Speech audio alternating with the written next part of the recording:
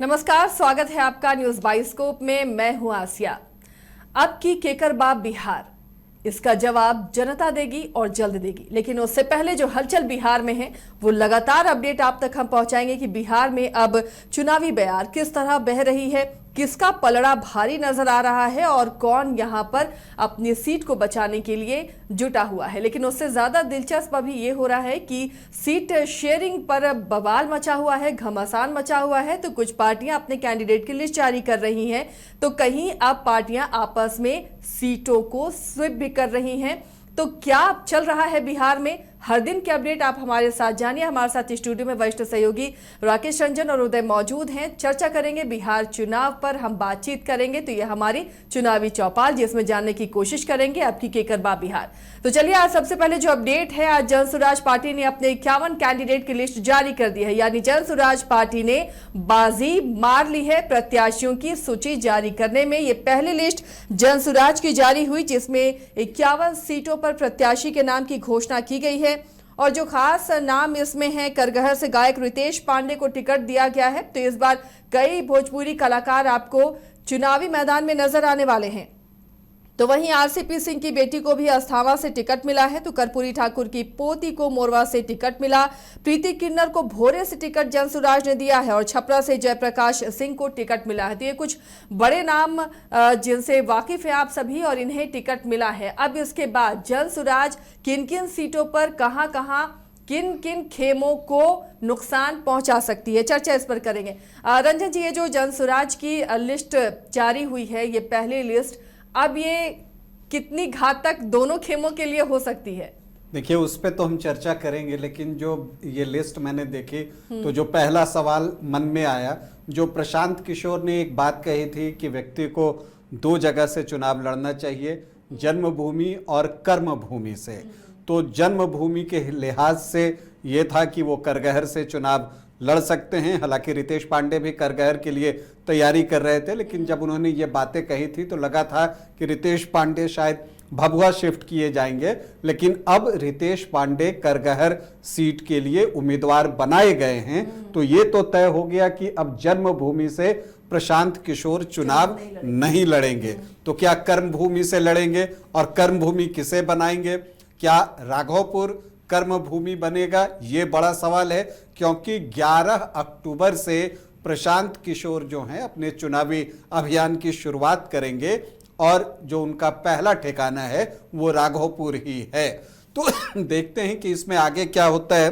अब बाकी अगर आप जो लिस्ट आई है 51 उम्मीदवारों की जनसुराज की, अगर आप उसे देखिए तो आप देखिएगा कि प्रशांत किशोर ने एक प्रेशर क्रिएट कर दिया बाकी दलों के लिए कि वो किस तरह से प्रत्याशी का चयन करें, क्योंकि आप देखते हैं कि यहाँ पर उन्होंने एक सामान्य सीट से भी एक अनुसूचित जाति का उम्मीदवार जो है वो दिया है। वाल्मीकि नगर सामान्य सीट है, लेकिन वहाँ पर जो है उन्होंने अनुसूचित जाति से उम्मीदवार चुना है। अगर उनकी लिस्ट को देखिए तो फोकस ईबीसी पर है, जो अति पिछड़ी जातियां हैं उस पर फोकस दिखती हैं।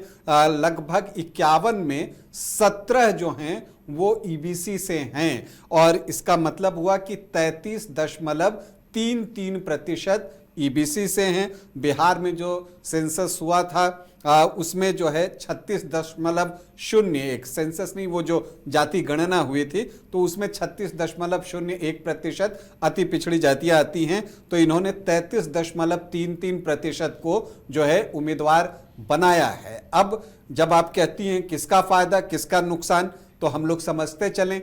ईबीसी को माना जाता है कि वो नीतीश कुमार को वोट करते हैं, तो यहां पर नुकसान किसका हो सकता है ये देखना होगा। लेकिन ऐसा भी नहीं है कि सारे ईबीसी नीतीश कुमार को ही वोट करते हैं। एक बड़ा हिस्सा जो है वो नीतीश कुमार की तरफ अब तक जाता रहा है।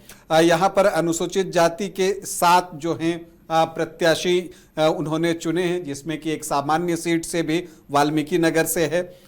मुस्लिम्स की अगर हम बात करें तो 7 मुस्लिमों को उन्होंने टिकट दिया है परसेंटेज पर चले जाएं तो 13.72%। हालांकि इसमें सीमांचल की कई सीटें हैं, कोचाधामन इसमें है, अमौर है, इसके अलावा बायसी है, सिकटी है, तो ये सीटें जो है सीमांचल की हैं। इसके अलावा दरभंगा रूरल है और सीतामढ़ी की बेनीपट्टी जो है वो आपको दिखेगा, और महिषी, ये 3 सीटें इसके अतिरिक्त हैं, सीमांचल के अतिरिक्त। तो इन सीटों पर जब 7 मुस्लिम प्रत्याशी उन्होंने उतार दिए तो खास करके जो दल इस तरह की बातें करती हैं कि मुस्लिम को टिकट देना उनके लिए एक ये रहता है, उसमें अब ये आरजेडी पर दबाव बढ़ेगा कि वो कितने मुस्लिम प्रत्याशी देता है, क्योंकि अगर इस रेशियो में मुस्लिम प्रत्याशी नहीं आए तो प्रशांत किशोर ये कह सकते हैं कि देखिए ये सिर्फ कहते हैं, मुस्लिमों को जो है राजनीतिक जो हिस्सेदारी मिलनी चाहिए उनकी संख्या के अनुसार वो नहीं मिल रही है, क्योंकि राहुल गांधी बार बार कहते हैं कि जिसकी जितनी संख्या बाहरी उसकी उतनी हिस्सेदारी, तो उस लिहाज से जो है ये बातें उठ सकती हैं।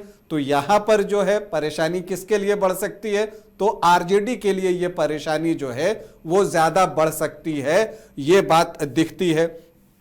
अगर आप देखिए ओबीसी वर्ग से 11 प्रत्याशी हैं, 21.56%, 27% के आसपास जो है वो आबादी है, तो यहाँ पर भी उन्होंने इस चीज़ का ख्याल रखा है और सामान्य से भी उन्होंने जो है उनके रेशियो के अनुसार उनको टिकट दिया है। 4 यादव उम्मीदवार हैं, लेकिन लवकुश जो हैं वो आपको थोड़े ज़्यादा दिखेंगे। तो अगर लवकुश ज़्यादा हैं तो किनका नुकसान होगा वो समझा जा सकता है, 4 यादव कैंडिडेट किसका नुकसान करेंगे वो भी समझा जा सकता है। तो ये सारी चीज़ें देखने के बाद लगता है कि प्रशांत भूषण कहते ज़रूर ये थे कि वो जाति में विश्वास नहीं करते, लेकिन जब उन्होंने उम्मीदवार चुना है तो रणनीतिक तौर पर जो है उम्मीदवार चुना है और एक मैसेज जो है उन्होंने कन्वे कर दिया है बाकी पार्टियों को भी कि वो आगे क्या करने जा रहे हैं। जैसे आप एक सीट की बात आती है जो बेगूसराय की सीट है,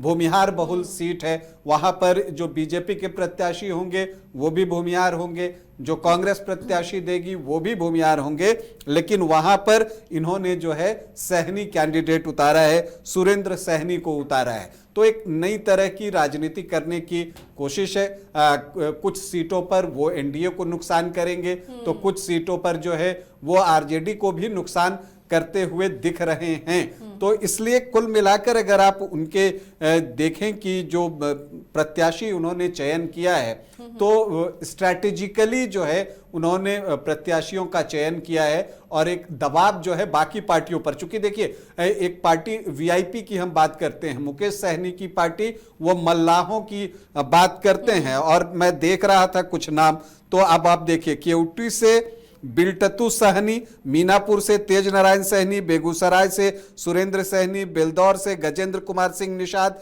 कटिहार से कुणाल निषाद उर्फ सोनू सिंह। तो अब आप समझिए कि इतने जो है वो मल्लाह की जब हम बात करते हैं जिसमें कि केवट बिंद सभी जो है जातियां जुड़ जाती हैं, उपजातियां जितनी भी हैं, तो उस लिहाज से आप देखिए तो ये एक अच्छी खासी संख्या में उन्होंने प्रत्याशी दे दिए। तो अब मुकेश सहनी के ऊपर भी दबाव बनेगा कि जब उनको सीटें मिलेंगी तो वो कितने सहनी कैंडिडेट को प्रत्याशी देते हैं। तो और कुछ हुआ चाहे नहीं हुआ, इस लिस्ट के द्वारा जनसुराज ने बाकी दलों पर दबाव बढ़ा दिया है, और अब अगर उस अनुकूल लिस्ट नहीं आती है बाकी पार्टियों की तो प्रशांत किशोर के पास कहने के लिए बहुत कुछ होगा।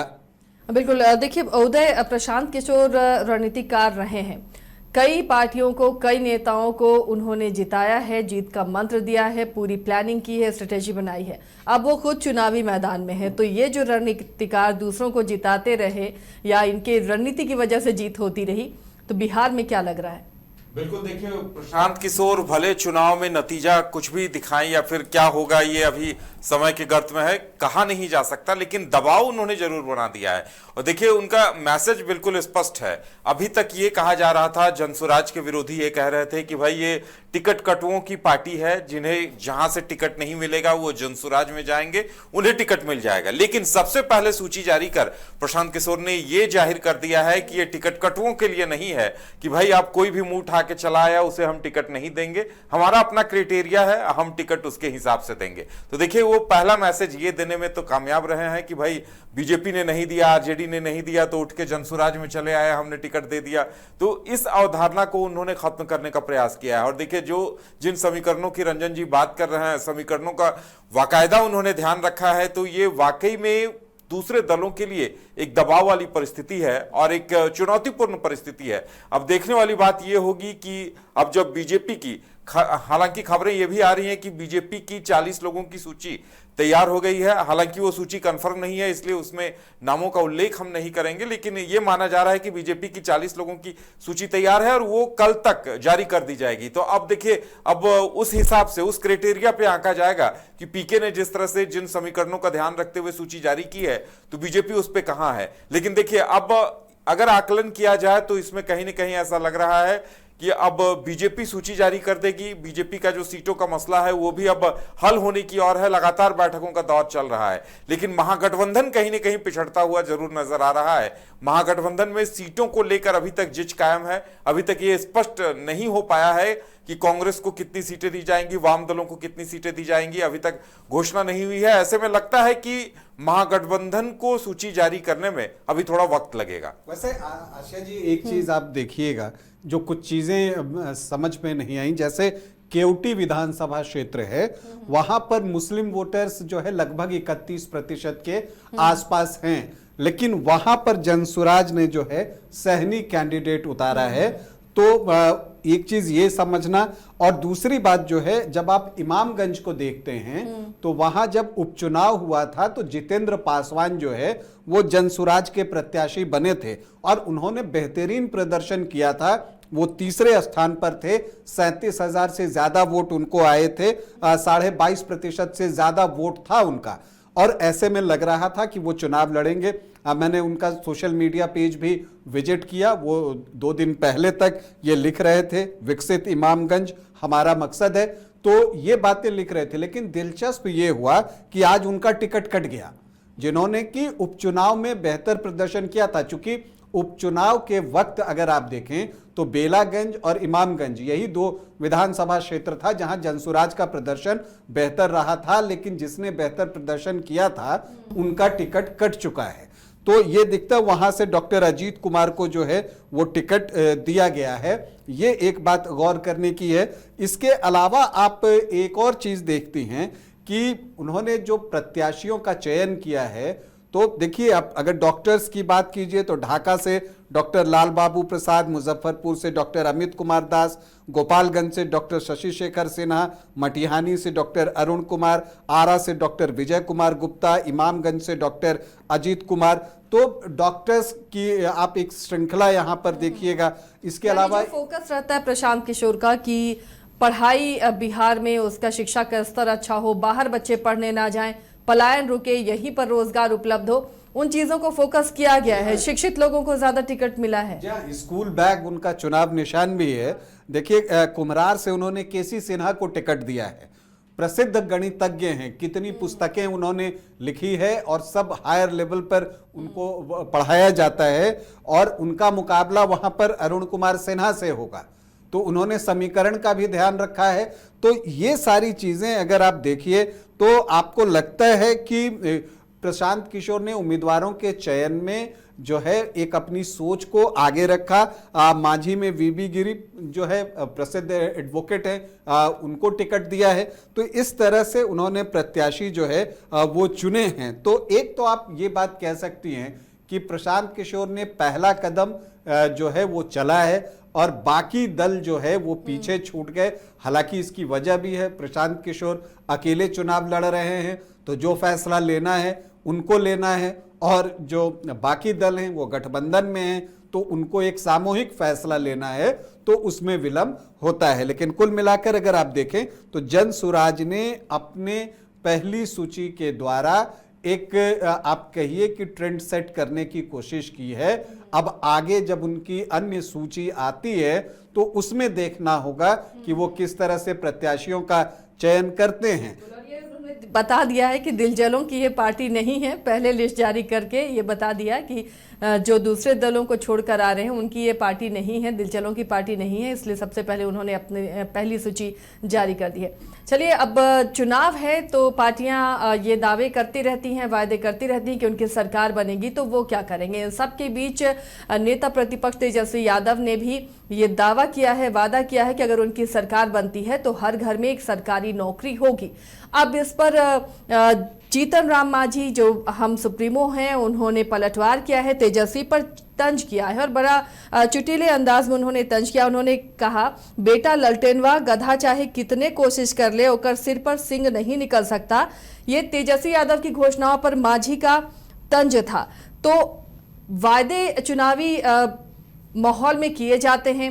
इससे पहले जितने मुद्दे उठाते रहे हैं उदय तेजस्वी लगातार कई मुद्दों को उठाए और उन मुद्दों पर फौरन एक्शन होता गया। नीतीश कैबिनेट धड़ाधड़ फैसले लेती गई तो लग रहा था कि अब विपक्ष के पास तो मुद्दे ही नहीं बचे। अब सरकारी नौकरी लेकर तेजस्वी सामने आए, वादा किया हर घर में सरकारी नौकरी देंगे। तो तेजस्वी का जिस तरह से तेजस्वी के बयान पर जो पलटवार मांझी ने किया है, तो अब जैसे जैसे चुनाव नजदीक आएगा तो बयानों पर इस तरह से वार प्रतिवार होता रहेगा। देखिए, तेजस्वी यादव ने जो घोषणा कर दी है उस घोषणा को तार्किक दृष्टिकोण से देखा जाए तो उसका कोई और छोर नजर नहीं आता। बिहार में अभी देखिए सरकारी कर्मचारियों की कुल संख्या 26 लाख है, यानी बिहार में वर्तमान में 26 लाख सरकारी कर्मचारी हैं। उसे बहुत ज्यादा अगर कोई सरकार करती भी है तो उसे 26 लाख से 52 लाख किया जा सकता है। लेकिन बिहार में अगर परिवारों की संख्या देखी जाए तो लगभग करीब 2.5 करोड़ परिवार हैं बिहार में। और 2023 की जनगणना को देखा जाए तो 2,97,00,000 परिवार हैं और 2,97,00,000 से इस अगर 26 लाख को कम कर दिया जाए तो आप सोचिए कि फिर भी 2.5 करोड़ परिवार ऐसे बचते हैं जिनके पास कोई नौकरी नहीं है, क्योंकि 26 लाख के पास ही नौकरी है, सरकारी नौकरी। तो आप 2.5 करोड़ परिवारों को आप 2.5 करोड़ नौकरियां कहां से लाइएगा? बड़ा सवाल है। भारत सरकार भी नहीं दे सकती तमाम राज्यों को मिलाकर, तो बिहार जैसा एक राज्य जहां अभी तक सरकारी कर्मचारियों की संख्या सिर्फ 26 लाख है, वहां 2.5 करोड़ परिवारों को एक हर परिवार से एक को नौकरी देना, इसका कोई और छोर नजर नहीं आता। और देखिए, अभी तो जीतन राम मांझी ने शुरुआत की है, लगता है कि उन्होंने एक चुनावी मुद्दा दे दिया है। अब तेजस्वी के विरोधी जितने भी हैं, चाहे वो जेडीयू हो, बीजेपी हो, जीतन राम मांझी हो, हर कोई उनका मजाक तो अब इसी बात को लेकर उड़ाएगा कि भाई आप ये बता दीजिए कि आप 2.5 करोड़ परिवारों को नौकरी कहां से दीजिएगा, कैसे दीजिएगा। अभी देखिए, सीट शेयरिंग को लेकर भी बहुत जीच हो रही है। एनडीए में मामला सुलझता हुआ नजर आ रहा है, सूत्रों के हवाले से जो खबर मिल रही है, क्योंकि चिराग भी सीटों पर समझौता करने के लिए राजी नहीं थे। तो जीतन राम मांझी भी लगातार सीटों को लेकर पोस्ट वो कर रहे थे कि कम से कम 15 सीटें तो उन्हें मिलनी चाहिए। बहुत ही उन्होंने कविता के रूप में उसे पोस्ट भी किया था। अब महागठबंधन की बात करें, इंडिया ब्लॉक की बात करें, तो यहाँ पर यह भी खबर है कि राजद भी 135 सीटों के लिए अड़ा हुआ है। दूसरी ये भी खबर मिल रही है कि यहाँ सीटों की अदला बदली भी होगी कांग्रेस और माले के साथ, इस पर भी बातचीत चल रही है। रंजन जी, क्या लगता है इस बार कौन कौन सी ऐसी सीटें होंगी जो बहुत हॉट सीट होगी और उसे बदलने की या फिर उसे स्वीप करने की कोशिश हो रही होगी? देखिए, कई सीटें ऐसी हैं, आपको मगध में कुछ सीटें ऐसी है जहां पर जो है राजद चुनाव लड़ना चाहता है। वो सीट पहले भाकपा माले के पास थी। इसी तरह से कुछ सीटें हैं जहां भाकपा माले लड़ना चाहता है, उस सीट पर राजद जो है वो चुनाव लड़ रहा था। तो ये चीज़ें गठबंधन में एक सामान्य सी बात हैं, चाहे वो एनडीए हो चाहे महागठबंधन हो, ये चीज़ें होंगी और वहाँ पर जो है सीटों में अदला बदली देखने को मिल सकती है। जो मुख्य बात है वो ये है कि सीट शेयरिंग क्या होगी। हालांकि आज जब आपको सुबह गुरुवार की थी उस वक्त तो ये लग रहा था कि सब कुछ उलझा हुआ दिख रहा है एनडीए के लिए, खास करके चिराग पासवान को लेकर जो चीज़ें और जो खबरें जो है वो आ रही थी मीडिया में, उसके बाद लग रहा था कि चीज़ें जो है वो बनती हुई नहीं दिख रही हैं। और सुबह एलजेपीआर की एक मीटिंग हुई हालांकि उस मीटिंग से ये आया कि जो सारे फैसले हैं वो पार्टी के राष्ट्रीय अध्यक्ष चिराग पासवान लेंगे। इन सब के बीच नित्यानंद राय जो है वो चिराग पासवान से मिले, सुबह गए थे तो उस वक्त मुलाकात नहीं हुई थी। चिराग पासवान अपने मंत्रालय निकल गए थे और उन्होंने उस समय मीडिया में एक बाइट भी दी थी कि जब तक मैं मंत्री हूं तब तक तो मेरे पास वो काम भी है। तो उसे लेकर जो है एक चर्चा चली, लेकिन मुलाकात हो गई और मुलाकात के बाद जब नित्यानंद राय निकले तो उन्होंने कहा कि सब कुछ सकारात्मक है, सब कुछ ठीक है। तब जाकर लगा कि शायद जो है बातें फाइनलाइज हो गई हैं और जो सूचना आ रही है सोर्सेज के थ्रू वो यही है कि 13 अक्टूबर को जो है एक संयुक्त सूची जारी कर दी जाएगी। हालांकि बीजेपी की भी जो बात आ रही है कि बिहार कोर ग्रुप की जो है एक बैठक 11 अक्टूबर को दिल्ली में होगी, फिर 12 अक्टूबर को बीजेपी की केंद्रीय चुनाव समिति की बैठक प्रस्तावित है जिसमें कि प्रधानमंत्री मोदी होंगे, गृह मंत्री अमित शाह होंगे, जेपी नड्डा अध्यक्ष बीजेपी के वो होंगे और बड़े बड़े नेता होंगे और फिर 13 को जो है एक संयुक्त सूची आ सकती है। वैसे ये भी खबरें आई थी कि बीजेपी ने जो है हर सीट के लिए 3-3 संभावित चुन लिए हैं। अब इसी को शॉर्टलिस्ट किया जाएगा। अब दूसरी तरफ जेडीयू भी अपने प्रत्याशी जो है वो चुन रही हैं। मामला कहां फंसेगा? देखिए, जो चिराग पासवान है, एक तो सीटों की संख्या उनके साथ बात रही ही है, चूंकि वो चाहते थे कि हर जिले में कम से कम एक सीट पर वो चुनाव लड़ें, उनका रिप्रेजेंटेशन हो, तो उस लिहाज से 38 सीट बनते थे। तो वो बातें तो लगती नहीं हैं कि पूरी हो पाएंगे। इस तब एक और चीज़ है कि चिराग पासवान चाहते हैं कि उन्हें जीतने वाली सीट जो है वो दी जाए।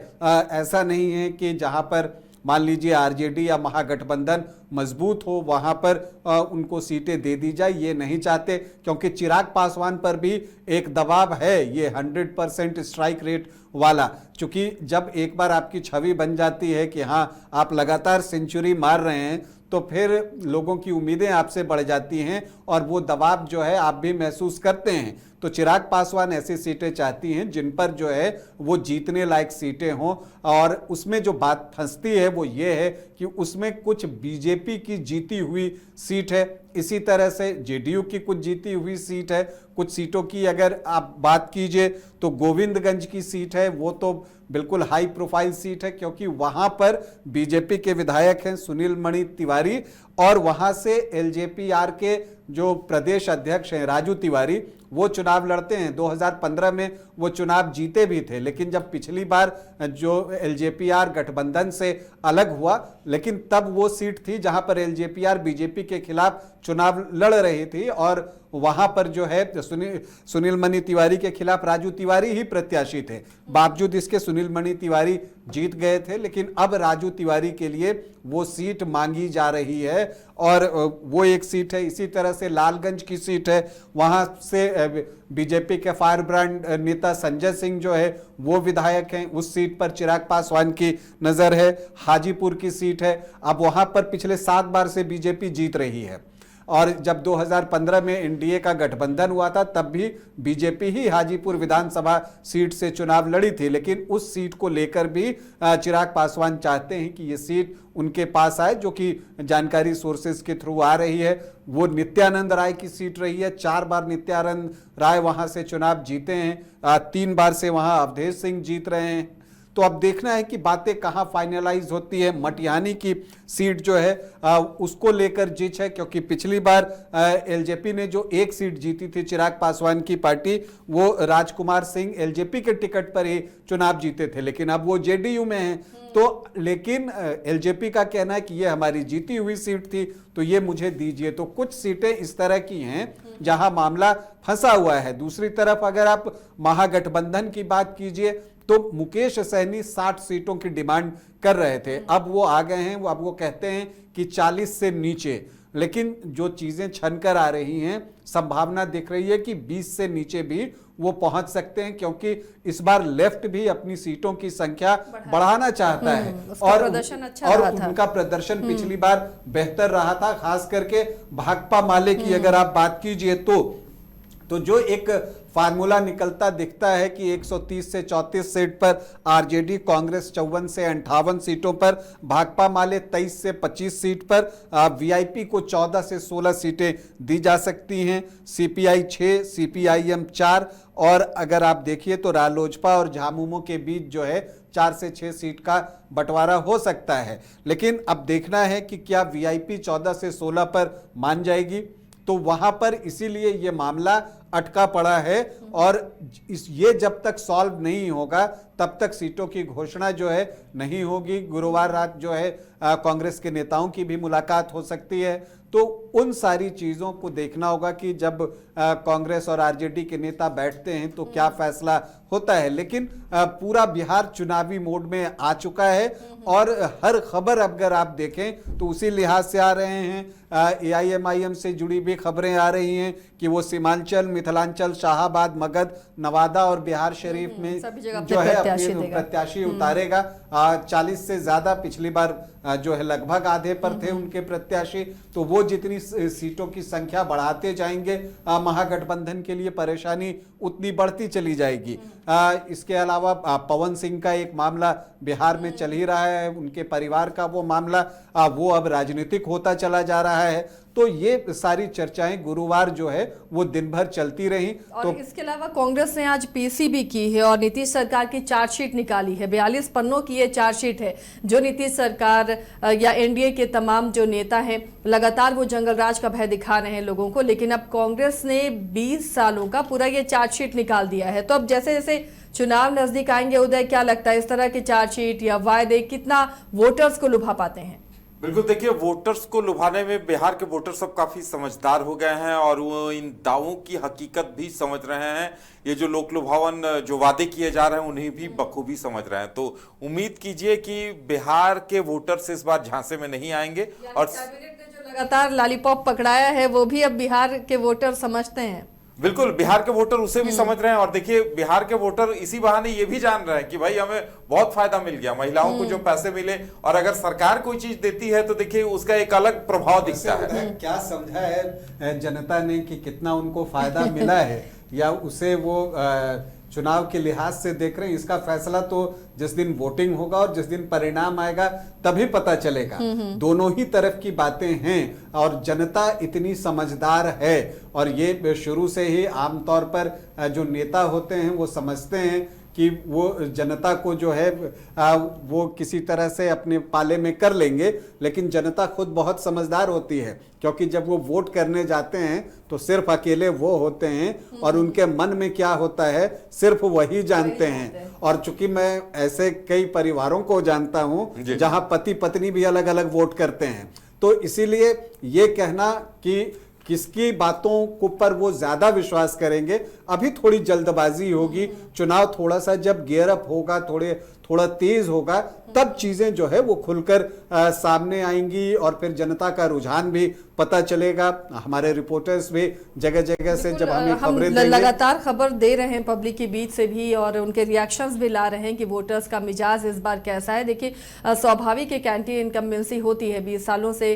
कोई सरकार चल रही हो, लेकिन उसे कंट्रोल करने की, डैमेज कंट्रोल करने की कोशिश की गई है। कैबिनेट लगातार कई ऐसे लुभावने फैसले लेकर आया है जिसे जनता को फिर से अपने पक्ष में किया जा सके, इसकी कोशिश है। तो वहीं विपक्ष भी लगातार अब चुनावी वायदे कर रहा है, और एक तरह से चार्जशीट के जरिए कोशिश भी की गई है बताने की नीतीश सरकार की तमाम खामियां को जनता के सामने लाने की कांग्रेस की तरफ से भी कोशिश की गई है। उधर नीतीश सरकार के पास भी उपलब्धियों का एक लंबा चौड़ा फेहरिस्त है, और उसे वो जनता के सामने में रखने की कोशिश कर रही है। तो लगातार बिहार में जो चुनावी हलचल होगी, हर दिन आपको उससे अपडेट कराते रहेंगे। और बिहार में इस बार क्या वाकई जिसके लिए बिहार फेमस है या बदनाम है, दोनों ही कह सकते हैं, जातीय समीकरण वो काम करेगा या जनता का मिजाज और मूड बदलता हुआ दिख रहा है। फिलहाल आज के लिए इतना ही, लेकिन आप बने रहिए न्यूज़ बाइस्कोप के साथ।